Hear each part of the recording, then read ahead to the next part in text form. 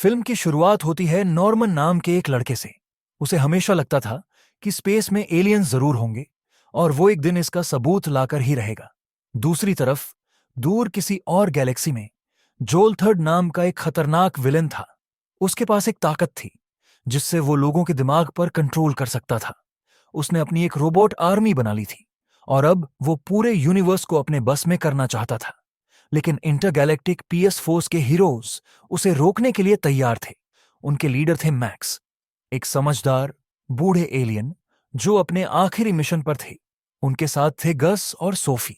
वो किसी तरह जोलथर्ड के प्लान को फेल करने में कामयाब हो गए, लेकिन जोलथर्ड ने उन्हें देख लिया और अपनी रोबोट आर्मी से उनका पीछा करने लगा। खुद को बचाने के लिए सोफी ने अपने शिप को वर्महोल में डाल दिया, जिससे वो किसी अनजान जगह पहुंच गए। लेकिन जोलथर्ड भी उनके पीछे पीछे आ गया। अब हम वापस अर्थ पृथ्वी पर आते हैं, जहां नॉर्मन हमेशा की तरह स्कूल के लिए लेट हो गया था। किसी तरह वो टाइम पर पहुंच तो गया, लेकिन वहां माइक नाम का एक लड़का उसे परेशान करने की कोशिश करता है। नॉर्मन की दोस्त शार्लिन उसे बचा लेती है।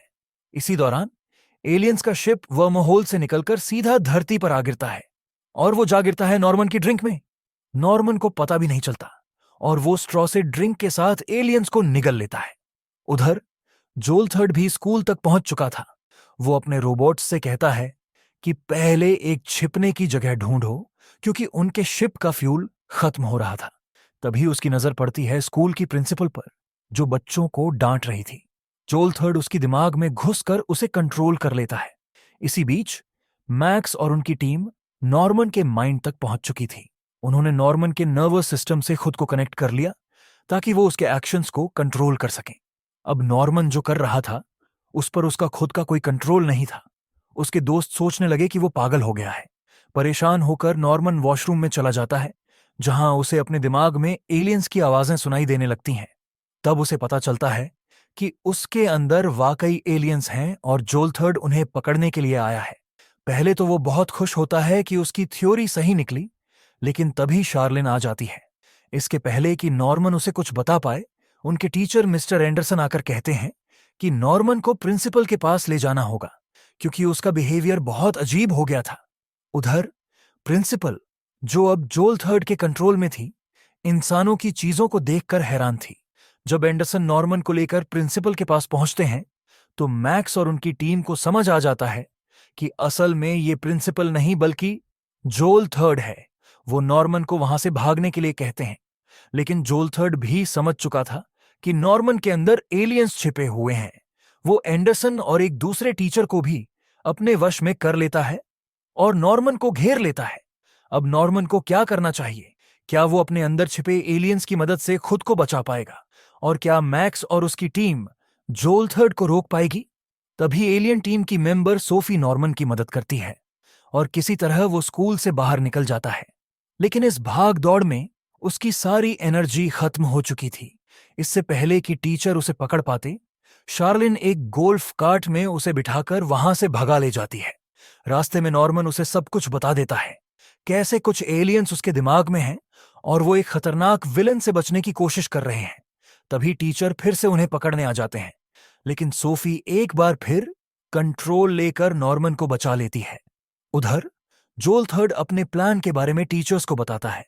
उसे स्कूल में एक ट्रांसमीटर बनाना था ताकि वर्महोल के दूसरी तरफ खड़ी अपनी रोबोट आर्मी को बुला सके।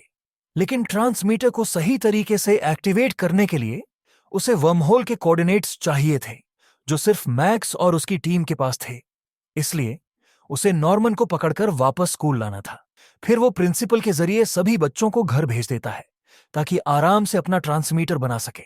इसी दौरान नॉर्मन और शार्लिन को पता चलता है कि प्रिंसिपल स्कूल में मेटल वायर और बैटरियां जमा कर रही हैं। मैक्स को समझ आ जाता है कि जोलथर्ड सच में ट्रांसमीटर बना रहा है। एलियंस नॉर्मन से कहते हैं कि उन्हें वापस स्कूल जाना होगा ताकि जोलथर्ड का प्लान फेल किया जा सके। नॉर्मन के दोस्त भी उसकी मदद करने के लिए तैयार हो जाते हैं। जब वो स्कूल में घुसते हैं तो देखते हैं कि टीचर्स अभी भी ट्रांसमीटर बनाने के लिए सामान इकट्ठा कर रहे थे। मौका देखकर बच्चे स्कूल के अंदर चले जाते हैं, लेकिन जल्दी ही उनका सामना अपने टीचर्स से हो जाता है। उनसे बचने के चक्कर में सब अलग अलग हो जाते हैं। एलिस और शार्लिन सिक्योरिटी रूम में पहुंच जाती हैं और कैमरों से नॉर्मन और फ्रैंकी को गाइड करने लगती हैं। फिर उन्हें जोल थर्ड के असली प्लान का पता चलता है। वो बेसबॉल कोर्ट में ट्रांसमीटर बना रहा था। सोफी सबको अलर्ट करती है कि अगर जोल थर्ड ने सिग्नल भेज दिया तो उसकी रोबोट आर्मी धरती पर आ जाएगी और इंसानों को कंट्रोल कर लेगी। फ्रैंकी, जो एक कंप्यूटर जीनियस थी, सोचती है कि ट्रांसमीटर में एक वायरस अपलोड कर दिया जाए ताकि वो खराब हो जाए। इसमें उसकी मदद करता है गस, जो एलियन टीम का मेंबर था। अब बस उन्हें वायरस ट्रांसमीटर तक पहुंचाना था। नॉर्मन ये बात शार्लिन और एलेक्स को बताने जाता है, लेकिन तभी पीछे से मिस्टर एंडरसन उसे पकड़ लेते हैं। फ्रैंकी वायरस लेकर वहां से भाग जाती है, लेकिन नॉर्मन पकड़ा जाता है और उसे जोल थर्ड के सामने ले जाया जाता है। जोल थर्ड मैक्स से कोऑर्डिनेट्स देने को कहता है, लेकिन मैक्स साफ मना कर देता है। तब जोल थर्ड नॉर्मन के दिमाग में अपने छोटे छोटे मिनी रोबोट्स भेज देता है ताकि वो मैक्स के शिप से कोऑर्डिनेट्स निकाल सके। रोबोट्स नॉर्मन के माइंड में जाने लगते हैं।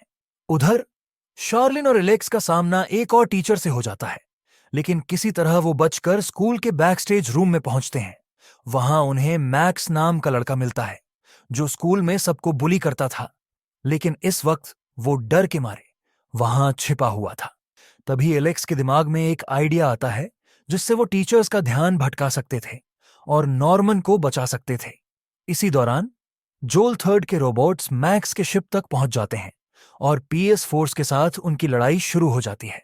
रोबोट्स बहुत ताकतवर थे और जल्दी ही एलियंस को समझ आ जाता है कि उन्हें हराना आसान नहीं होगा।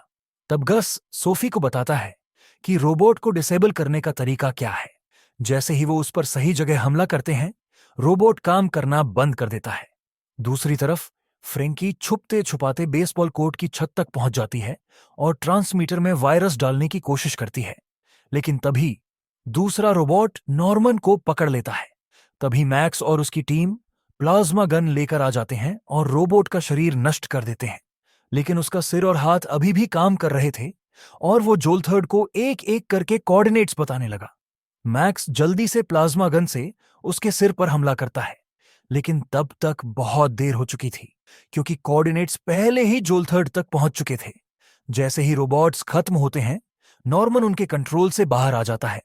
जोल थर्ड समझ जाता है कि कुछ गड़बड़ हो गई है।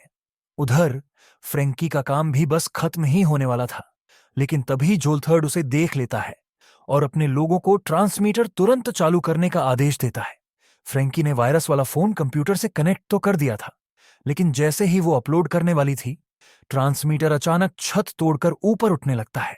उसके मलबे में दबकर फ्रैंकी गिर जाती है। जोल थर्ड को लगने लगता है कि अब उसकी आर्मी को धरती पर आने से कोई नहीं रोक सकता, लेकिन तभी शार्लिन और उसके दोस्त वहां पहुंच जाते हैं।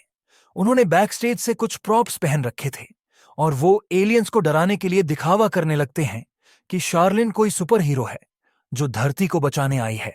हालांकि उनका भेद जल्दी खुल जाता है और टीचर्स के साथ उनकी लड़ाई शुरू हो जाती है। तभी नॉर्मन देखता है कि फ्रैंकी सही सलामत मलबे से बाहर आ गई है। वो नॉर्मन को इशारा करती है कि अब उन्हें मिलकर जोल थर्ड का सामना करना होगा, लेकिन तभी ट्रांसमीटर से सिग्नल भेजा जाने लगता है जो वर्म होल के रास्ते सीधा मदरशिप तक पहुंचता है। अब एलियन रोबोट्स धरती के करीब आ रहे थे। नॉर्मन जल्दी से सोफी से मदद मांगता है, लेकिन मैक्स उसे समझाता है कि अब उसे खुद ही कुछ करना होगा क्योंकि एलियंस ज्यादा मदद नहीं कर सकते। अगर नॉर्मन कुछ नहीं करता तो रोबोट्स धरती के हर इंसान को कंट्रोल कर लेंगे।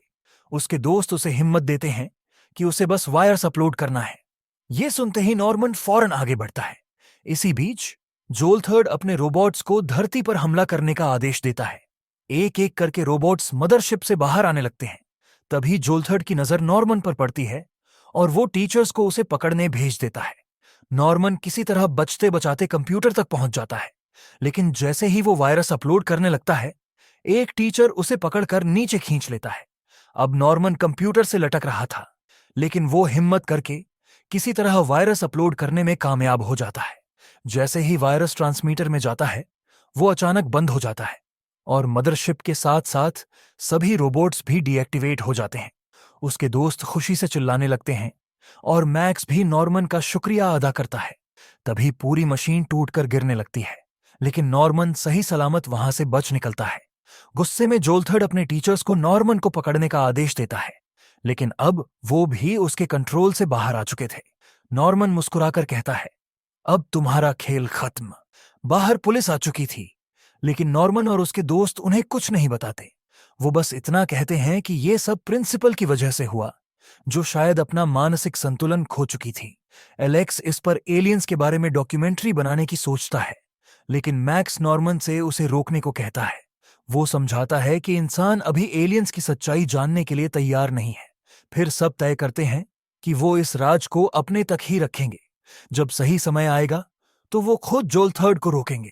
लेकिन फिलहाल नॉर्मन और उसके दोस्त एलियंस को अपने शहर घुमाने का फैसला करते हैं।